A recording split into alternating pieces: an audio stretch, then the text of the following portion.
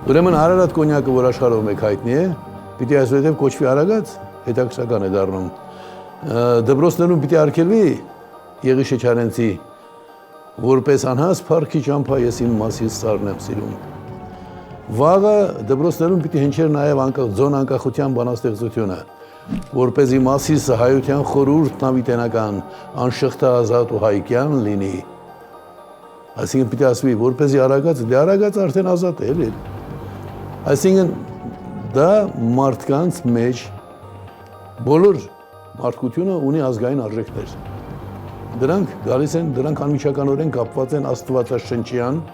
եւ տարբեր քաղաքակրթություններում առկա մեծերին պատվելու գաղափարի հետ։ Ավելին Աստվածաշունչը մեզ շատ խիստ է տալիս սահմանումը, այսինքն 10 պատվիրանները։ Պատվիրանների բոլոր կետերը, այսինքն բոլոր պատվիրանները կարող եմ ասել հրամայական են եւ բացատրություն չեն ներկայացնում։ Մի պատվիրան կա, որը բացատրություն ունի, թե այսինչ բանը մի արա կամ արա ինչի համար։ Օրինակ, երբ ասում եմ մի գողացիր, չի ասում ինչի։ Մի ստիր չի ասում ինչի։ Ասում է, ուղղակի մի գողոց։ Բայց մեկը պատվիրաններից հետևյալն է. պատվիր մեծերիդ, որ օրերդ երկար լինեն։